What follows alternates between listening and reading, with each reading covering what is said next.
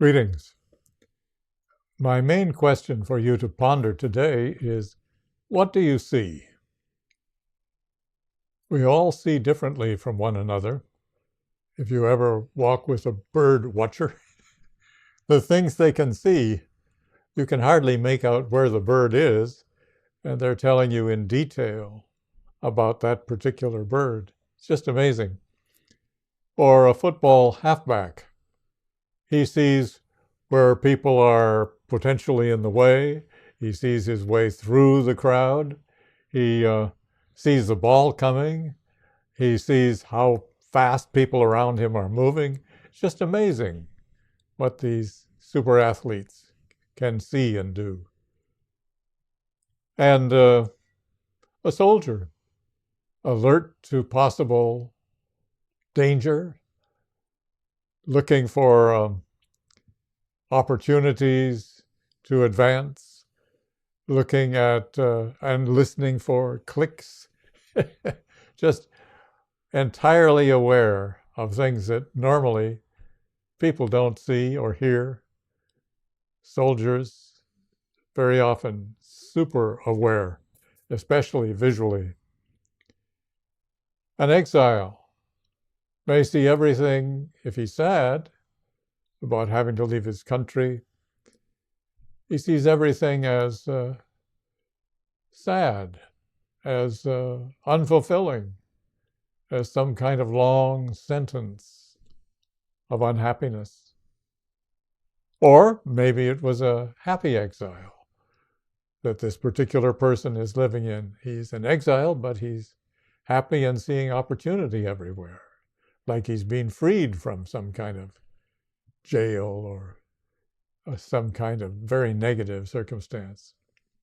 A thief sees the object he wants to take and is also looking for being able to take it and get away. I was in a country on a subway, and a fellow told me that the pickpocketed him just as the exit arrived, and he stood on the platform waving goodbye to the fellow he had just pickpocketed. Thief sees in a particular way. A doctor can look at you and notice very often how healthy you are.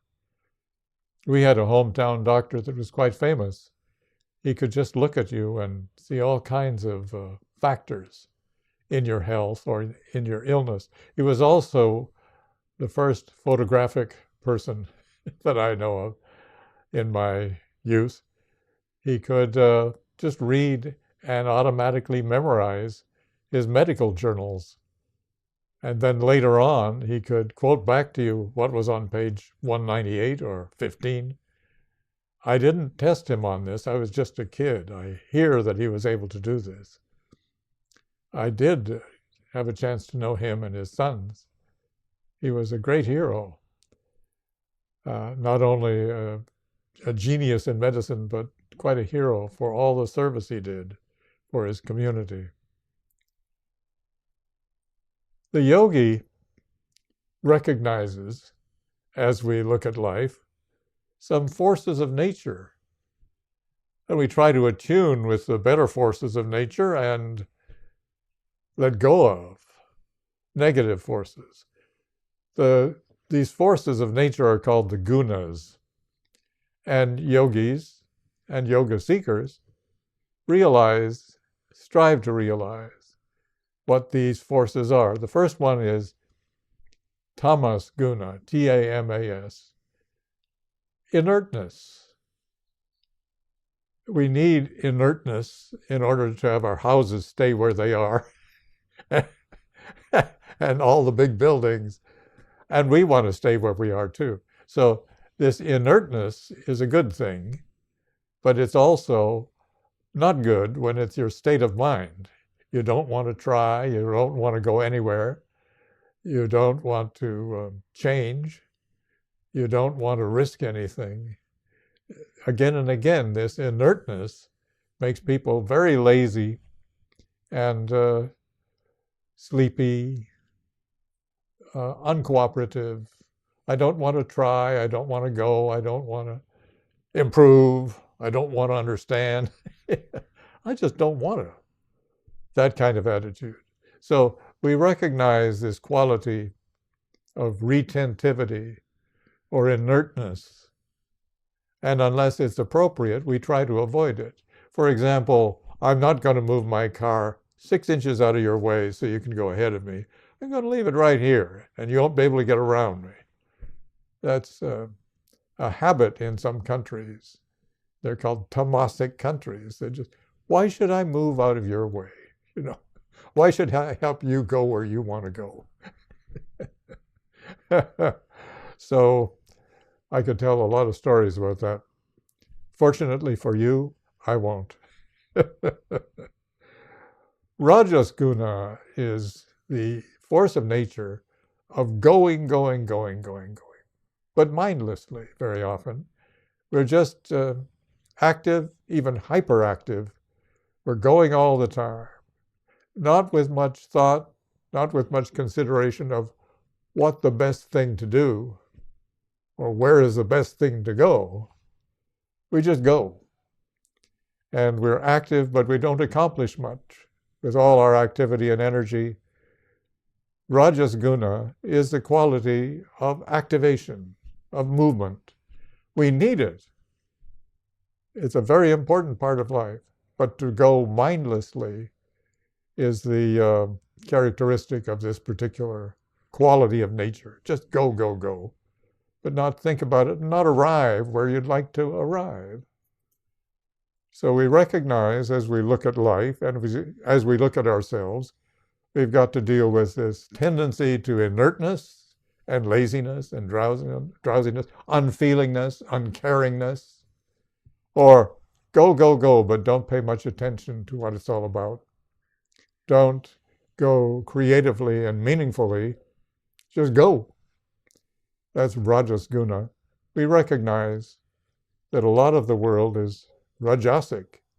It doesn't consider what's the best thing that could happen here for everybody. What's the meaning? What are the possibilities?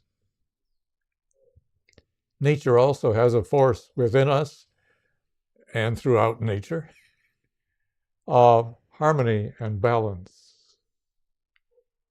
So when we practice yoga, we appreciate where harmony is achieved or where harmony abides.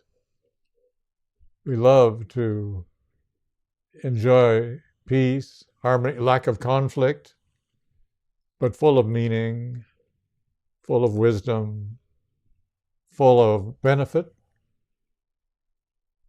So that's called sattvas guna, meaning reflecting the truth, having truth and meaning in it. Not just activity, but activity that's positive and worthwhile and beneficial. So we develop spiritual sight by being alert to the gunas. There's a teacher, psychologist in the LA area who has so many depressed people because she's able to help them. And her main practice was to get you outside and get you moving. Don't just be inert. Get a pair of roller skates or inline skates and right beside the ocean, just get on one of those beautiful walkways and skate on. And as people get outside more and move more, they find they leave behind their lethargy and their unhappiness. Very beautiful. So we have this beautiful gift of looking at life in terms of inertness, activity, but mindless activity, versus balance and thought and meaning and benefit and harmony, which leads to peace. And you'll find the more you attune, just recognize it and appreciate it, the more you will be in this balanced, harmonious state. Yoga is harmony of body, mind, and spirit. It's tuning in with sattva's force or sattva's guna guna meaning quality. And as you practice yoga the first day, you become more sattvic. You become more happy, and you benefit more in all directions because you're more conscious. You're also more in tune with your soul, the core consciousness within you. So it's a beautiful thing. If you want to develop spiritual sight, recognize the gunas and tune in with the one you like. I submit you like sattva's guna. But if you're really active all the time, put more harmony into that, and you'll have more success, more fulfillment in all your active behavior. All right? What's next here? As a result of working with these natural forces, you begin to see and recognize spirit, the source of life, the source of consciousness. The soul within you is pure spirit. The soul can't be experienced until the gunas, these three things I was talking about, until they calm down. And you transcend the gunas into soul awareness and spiritual awareness. Along the way, you are also given, very likely, spiritual sight. You begin to see more because you get more spiritually attuned senses. And I'm encouraging you in this talk to let your spiritual sense develop. I didn't know I was making progress, but I wanted to see a mystical meeting of mystics. And I was late due to not being able to find the building. And I arrived at the big doors and just opened them, stood in there. I saw a woman leading a song with a halo over her head. And it was my first spiritual sight. A halo. I thought halos were just ways of recognizing holiness by the painters in the ancient centuries, that they were just adding those to say this person's holy and this person's holy. But no, quite unexpected, quite surprising. I saw light around somebody's head that was a perfect golden halo, and then there was light surrounding that, but the brilliant light was the halo. And then a man in robes said, "You can't come in now, you can't come in now." And he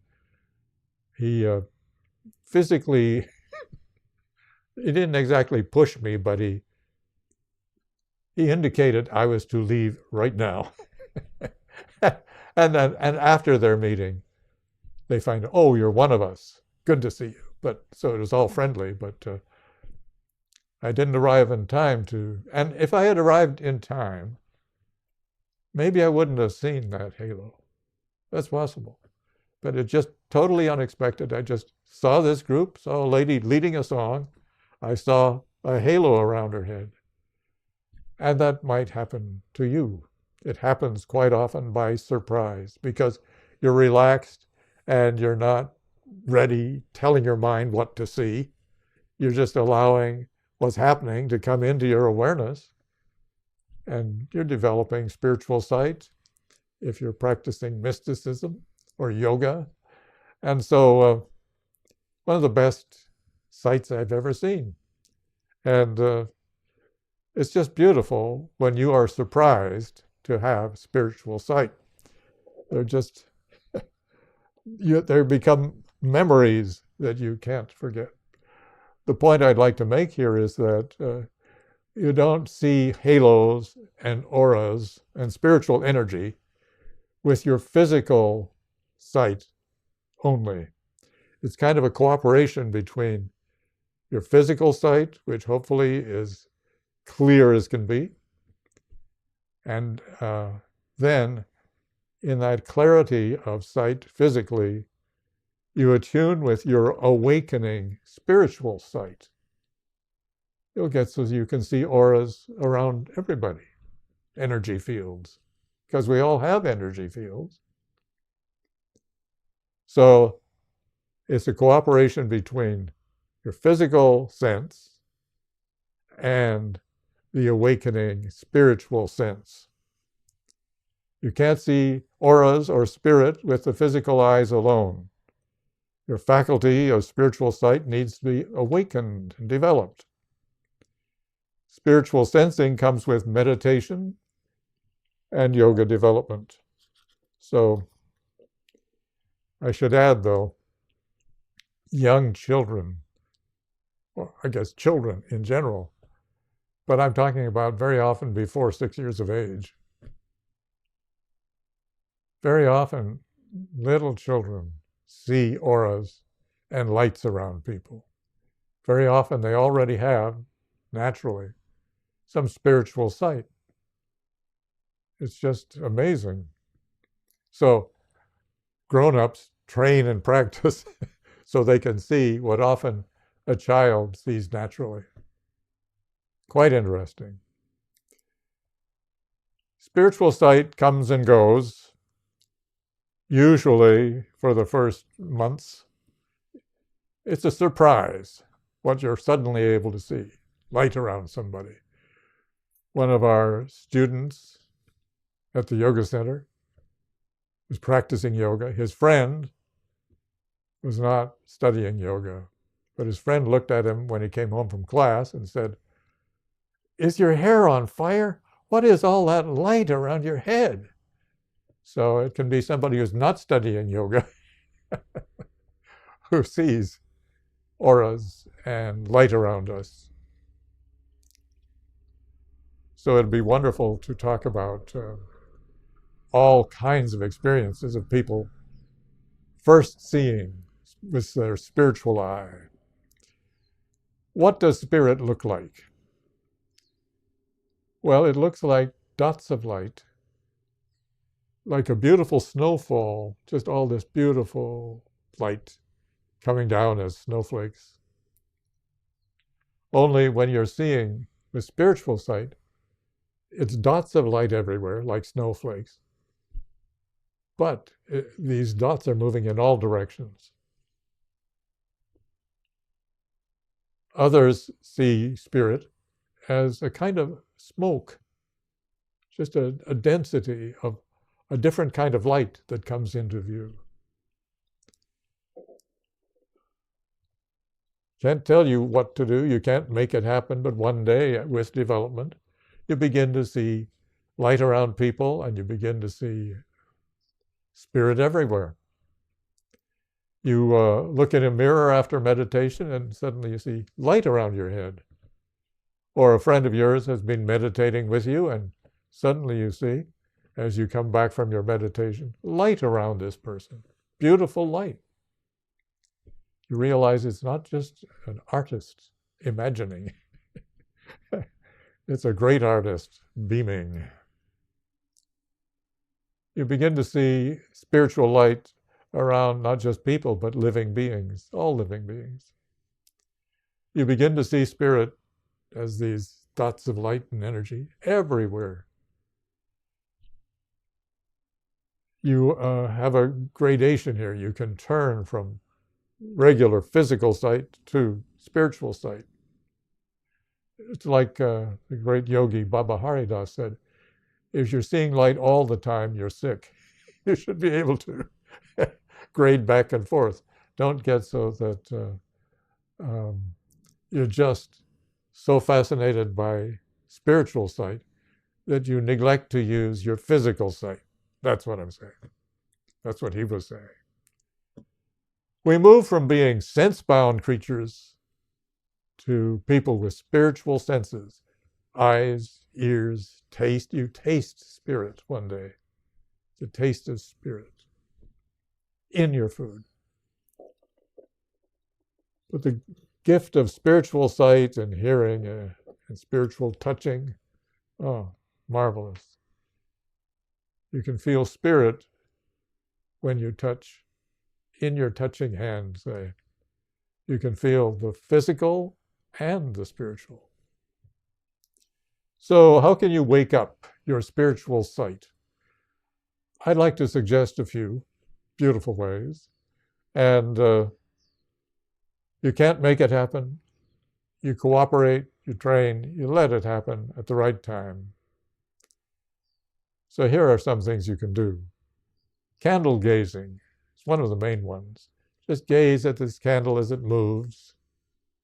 Gentle movement.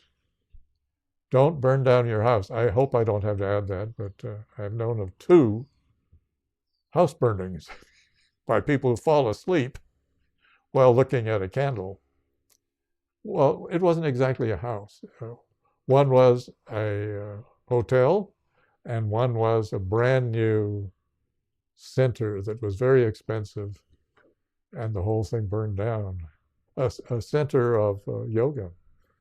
So, food for thought. Be alert.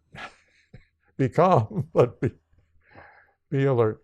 I'm just throwing that in there because I want to mention it, lest you fall asleep while gazing at a candle, which can happen at first. If you're tired, you're trying to do this in the evening, you might, instead of staying aware, you might feel everything is fine, I can fall asleep here.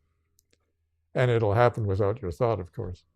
So, candle gazing, just for 5 minutes or more. But 5 minutes does the job. Gaze at this beautiful candle. The thing is, it keeps you interested because it moves a little bit. Okay. More developed, but also very helpful for spiritual sight. The next practice, your third eye. Above the juncture of the eyebrows, where these meet, just above, is what we call the third eye. And if you meditate here a lot, you develop spiritual sight. You begin to see light with your eyes closed. You begin to see light with your eyes open. So, third eye meditation is another marvelous way, perhaps the most powerful way, to develop spiritual sight. There's another way to add more energy to this practice, which helps you more quickly awaken spiritual sight. So you take these, let me see now. Which fingers? Yes. If you go to Europe, this is the first finger. If you're in the States, isn't this the first finger? Anyway, so we're going to say, take these 2 fingers, these 2, put them on your third eye. It could be 1 if you just want 1, but at first start with 2. It's a bigger area to stimulate. Now, with these 2 fingers on your third eye, recognize that I'm going to be opposite to you in terms of, as you watch here, I've got a thumb. What's this thumb for? Closing the nostril on the right side. And I've got 2 other fingers left, and they close the nostril on my left side. So I'm going to do a guided breathing in which I feel energy, or I imagine energy coming up my left side from the tailbone all the way up to my third eye. I've got the nostril open. Inhale. I feel energy, or imagine energy coming up my left side of my spine from the tailbone to the third eye. And I'd like you to try this with me. Up the left side, inhaling, and arriving at the third eye.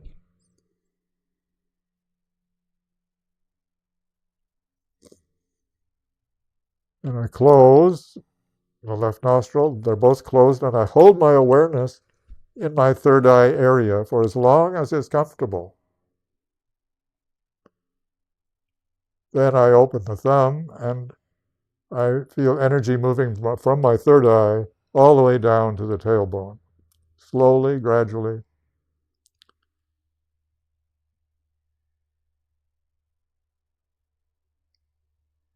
Got that? Okay, now I just went down the right, so I come up the right. So now I'm going to feel that I'm bringing my awareness and my energy up the right side of my spine to my third eye.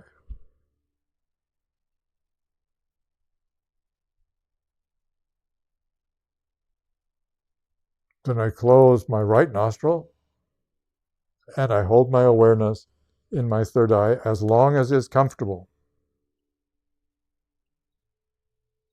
So I've got my nostrils closed, I'm focused at my third eye. Then I exhale by opening the left nostril and come down the left side of my spine all the way to the tailbone.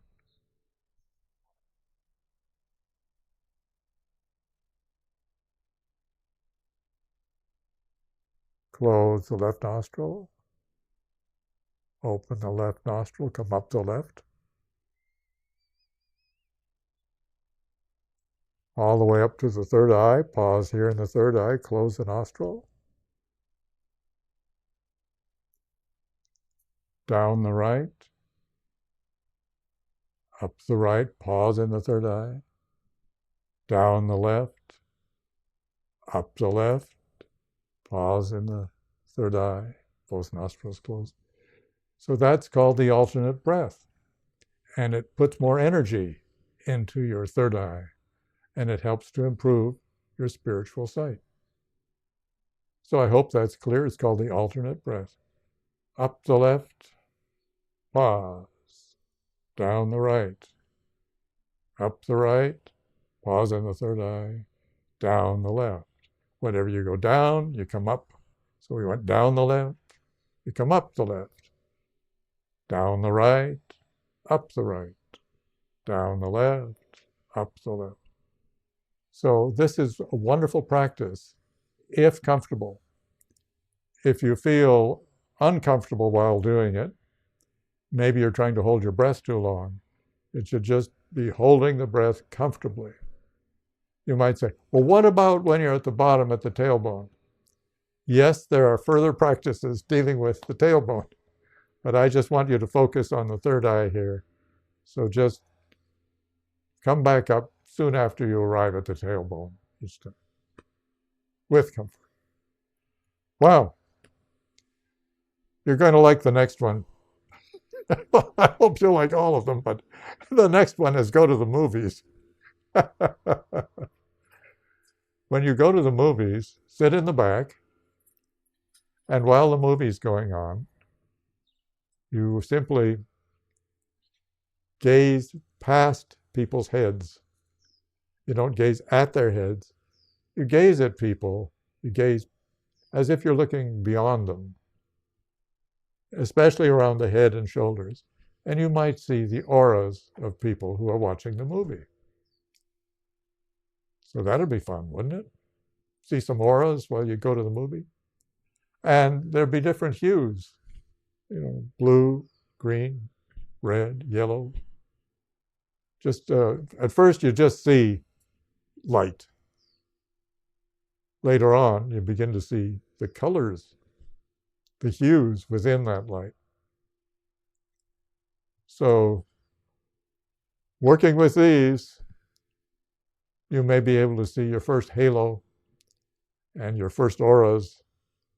And it's a different world when you see spiritually and hear spiritually. It's a different world.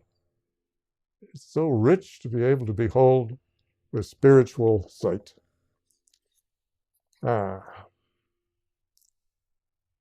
Is there anything else you can do? Of course there is. There's always more you can do. But once again, you can't make it happen. You can just be a student who's kind of fascinated and interested. It's a big day. I mean, I knew mystics who would project their consciousness on ice cubes when you're sitting there with them having a meal, and they would project different hues, different colors into the ice cubes, and people would have fun. Mysticism, yoga are a lot of fun. Anyway, if you are full of desires, then you're just kind of living with a triggered wanting. That will interfere with spiritual sight. So if you could be free of desires temporarily free of fears and desire, free. Then it's easier to have spiritual sight. What else do we want to say? As you begin to work with your spiritual sight, peace is developing within you. You feel mellow and undisturbed, and that adds to your ability. So peace helps you gain spiritual sight. As you get an unmuddled, clear mind, free of desire, free of thought, your mental barriers and borders go down. Your awareness becomes vast. You're seeing in a new way. As your awareness expands, you have a sense of oneness with others. This oneness with others improves your ability to see their aura. As desire goes, ego goes, the separating consciousness of I and mine, because we try to hold a certain perspective that we think is us. This is the way I'm supposed to see and hear and feel. It's important that you relax enough to allow yourself to see differently. One sign that you're developing very beautifully is ecstasy. Bliss and spirit fill your cells, especially the forehead or heart area. So that's another beautiful factor in spiritual sight. At first you see spirit at times. Later you see spirit everywhere, wherever you wish, in your room, in the neighborhood, filling the universe. You have the faculty of physical sight, but you also have this additional ability. And when you're seeing spirit, you're seeing the substance out of which all the universe is made. This spirit that you're seeing provides consciousness and life to you and everyone else. Spiritual sight, part of becoming a more fully alive person. May your spiritual sight awaken. I wish you good and true seeing.